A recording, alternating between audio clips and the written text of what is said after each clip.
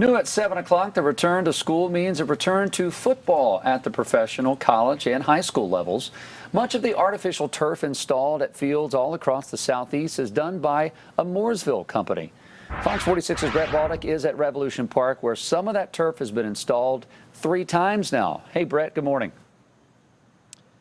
Good morning, Jason. One of the benefits of artificial turf is that it lasts longer than regular grass. But even with that benefit, artificial turf still has to be replaced about every 8 to 12 years. And as you mentioned, this field was just recently replaced by a company called Geosurfaces, which has an office up in Mooresville.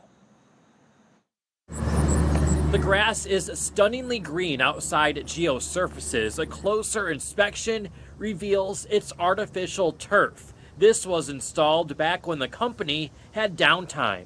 The demand for synthetic turf has gotten so high now there is no off season. Turf doesn't grow, but demand has. It's not just professional teams making the switch anymore.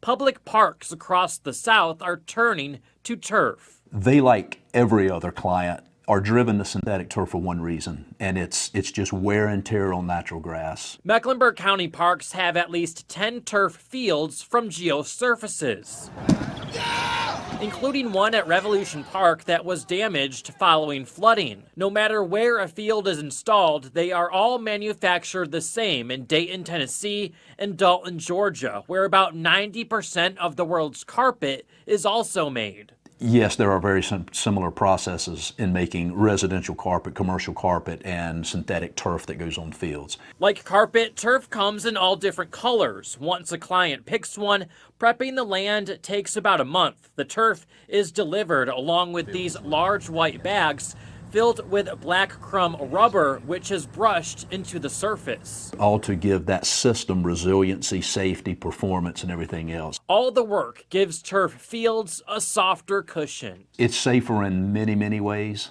but there's a debate of, safety in terms of soft tissue injuries.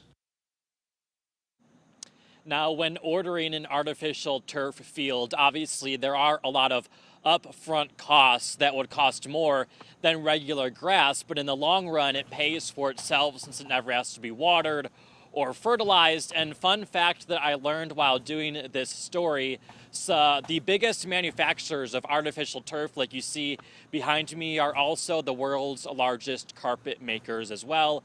So the carpet you're seeing in your house this morning may be made by the same company that made this field here at Revolution Park that you see all these people playing soccer bright and early this morning. Jason, back to you. Brett, I'm not going to ask you if you've joined in yet because I can tell you're not sweating. So the answer is no. But I do want to know, is there any kind of maintenance or upkeep that you have to do when you have turf fields like that? So they tell me there is a little bit of slight maintenance. Every couple 100 hours of play, they will take a machine out onto the field that basically will brush the field and put the artificial turf back standing up straight and redistribute all of the rubber that they've installed under, or actually within, the little grass fibers or fake grass fibers that are within the field. And Geosurfaces, whenever they install one of these fields, will give the people that install the fields, they will give them that machine so they can, redo the fields every couple hundreds of hours of play. And